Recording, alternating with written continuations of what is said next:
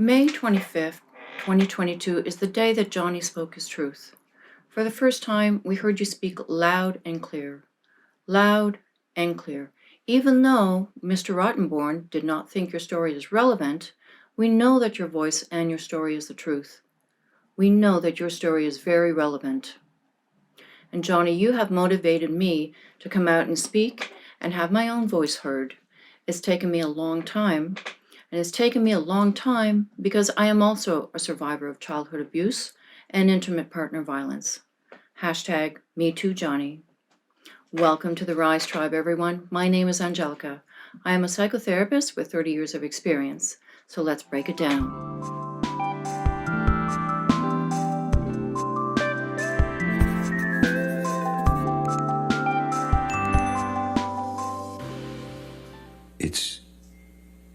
It's insane, ridiculous, humiliating, ludicrous, painful, savage, unimaginably brutal, cruel, and all false. All false. No human being is perfect, certainly not. None of us. But I have never in my life committed sexual battery, physical abuse, all these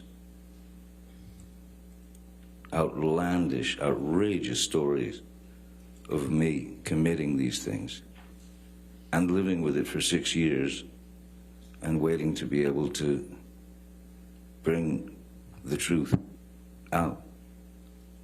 So this is not easy for any of us. I know that. But no matter what happens, I did get here and I did tell the truth and I have spoken up for what I've been carrying on my back reluctantly for 6 years.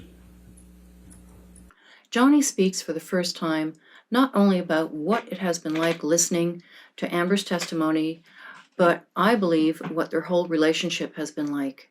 This whole trial, he's been walking on eggshells, hesitating to speak his whole truth and tell the whole story. This trial has been very difficult for him as we have seen him struggle to tell his story on the stand, hesitating before speaking. It's taken a lot of courage for him to stand before not only the court, but knowing that the whole world is watching. And this would be hard for anyone, but it's harder to speak in front of others when you are a survivor of abuse. And being in court under judgment is very triggering for a survivor of abuse from childhood and IPV. It triggers the shame of being judged and criticized by your parents and by your intimate partner because you are being judged, criticized, scrutinized, and shredded to pieces in court. So that's why it was hard for Johnny to speak as he was testifying, and because all of the wounded parts of himself were triggered and brought to the surface. This is what happens when we are emotionally abused. This creates a deep sense of shame, which comes to the surface if we have to speak in front of others.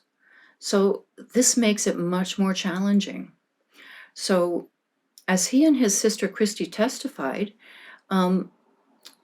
he grew up walking on eggshells and expecting verbal and physical abuse from his mother. And Johnny, I have been a psychotherapist for 30 years, and I have heard it all, and so I'm not easily moved to tears. But you move me to tears with your testimony about your childhood, and I'm sure he has moved many of you because he speaks to our experience also. So we, the real survivors and victims of partner violence, believe you. We believe you. And I am also a survivor of childhood abuse and intimate partner violence. #MeTooJohnny, thousands of people in the video comments are also true survivors or victims of abuse. Comment down below #MeTooJohnny if you are also a victim or a survivor. And you are still a victim, and so are your children if you are still in the abusive relationship. You are not a survivor until you leave. So I'll be talking more about that in other videos. So Johnny, your childhood set you up to become involved in abusive relationships. Why? Because we repeat what we know. And it doesn't matter who you are or what you do, we repeat what we have lived. Johnny Depp or Joe Blow or Jane Doe, it doesn't matter. You will repeat it. It doesn't matter that I'm a therapist and I know all this stuff intellectually. I have still repeated the emotional abuse of my childhood, regardless of my degrees. It doesn't matter because it's all in the unconscious. So I have repeated it with many abusers in my personal life, in my work life, and in friendships. So Johnny, by you speaking your truth, you have motivated me to speak my truth. And I have a lot to say because I have been oppressed since childhood. And I will share my story in future videos so it will help you all to understand your own trauma. So I have been oppressed not only in relationships, but in the workplace, working as a psychiatric nurse for 25 years. As well, I was also a psychotherapist at the same time. So I will share my story in a future video analyzing Dr. Spiegel's testimony.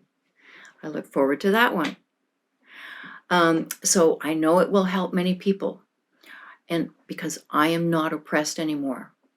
I am not a victim anymore. I can't be in the same space as anyone who would disrespect me now. So to Johnny and all the victims and survivors of abuse, healing from abuse is a process of self-love. You will know you are healing when you can no longer tolerate any form of disrespect from anyone. Not an intimate partner, not a coworker, not a friend. At this point, only those who will love and support you are allowed in your space, period. So if you are a survivor or victim of intimate partner violence, I want you to comment down below, stand with Johnny, and say #MeTooJohnny. And if you are in need of psychotherapy, you can become a member of the Rise Tribe by joining the Buy Me a Coffee link down below for the price of 2 cups of coffee. So I provide weekly exclusive content of various forms of psychotherapy techniques to help you heal and move beyond dysfunctional patterns. So hit that like button and subscribe. Till next time.